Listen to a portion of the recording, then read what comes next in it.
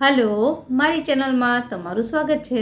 आज बनावीशुं नास्ता में खाई शकाय एवी अने बाळकोने लंच बॉक्स में पण तमे आपी शको एवी घઉં बाજરાनी मिक्स पूरीनी रेसिपी, जेमां आपणे मेथी अने लसणनो उपयोग करीशुं।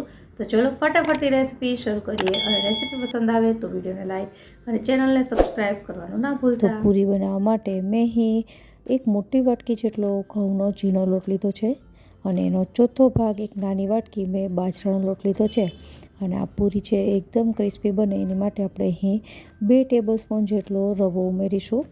અને ત્યારબાદ હવે આપણે આમાં ફ્લેવર ઉમેરીએ। તો સૌપ્રથમ અહીં ઝીણી સમારેલી મેથીની ભાજી, ઝીણી સમારેલી કોથમીર, ત્યારબાદ 1 ટીસ્પૂન જેટલા સફેદ તલ અને હવે અહીં 1 ટેબલસ્પૂન જેટલી આદુ મરચાં અને લસણની પેસ્ટ છે, જેનો સ્વાદ આમાં ખૂબ જ સરસ આવશે। ત્યારબાદ સ્વાદ પ્રમાણે મીઠું, અહીં આપણે લાલ મરચાંનો ઉપયોગ બિલકુલ નથી કરવાના, પિંચ જેટલી હિંગ, હાફ ટીસ્પૂન જેટલી હળદર અને 1 ટીસ્પૂન જેટલો ધાણા જીરું પાવડર ઉમેરી આ બધી જ વસ્તુને મિક્સ કરતાં પહેલાં આપણે અહીં 1 ટેબલસ્પૂન જેટલું મોણ ઉમેરીશું। ત્યારબાદ બધી જ વસ્તુને મિક્સ કરી અને હવે ધીમે ધીમે પાણી ઉમેરતા જઈને લોટ બાંધી લેવાનો છે। આ લોટ છે એને એકદમ કઠણ ન બાંધો, થોડું સોફ્ટ રાખો, કારણ કે અહીં આપણે જે રવો એડ કર્યો છે થોડો ફૂલે છે, તો લોટનું ટેક્સચર છે પાછળથી સરસ થઈ જશે। લોટ બંધાઈને તૈયાર થઈ ગયો છે, તમે જોઈ શકો છો, એકદમ કઠણ પણ નહીં, એકદમ ઢીલો પણ નહીં। હવે આપણે આને 15 થી 20 મિનિટ માટે રેસ્ટ ઉપર રાખી દઈશું।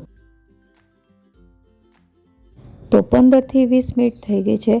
હવે તમે જોઈ શકો છો કે લોટનું ટેક્સચર છે પરફેક્ટ જ છે। તો આપણે અહીં 1 ટીસ્પૂન જેટલું તેલ ઉમેરી અને લોટને કૂણવી લેશું। ઘણી વખત રવો ફૂલે તો લોટ એકદમ કઠણ થઈ જતો હોય છે, તો થોડું 1 થી 2 ચમચી જેટલું પાણી ઉમેરી થોડું એને સોફ્ટ કરી શકો છો। તો આપણો આ લોટ છે તૈયાર થઈ ગયો છે। હવે આપણે આમાંથી નાના નાના લુવા બનાવીને પૂરી વણી લેશું। પૂરી વણતા પહેલાં પાટલા ઉપર આવી રીતે તેલ લગાડી દેવું અને ત્યારબાદ હવે આપણે થોડી થીક એવી પૂરી વણી લેશું।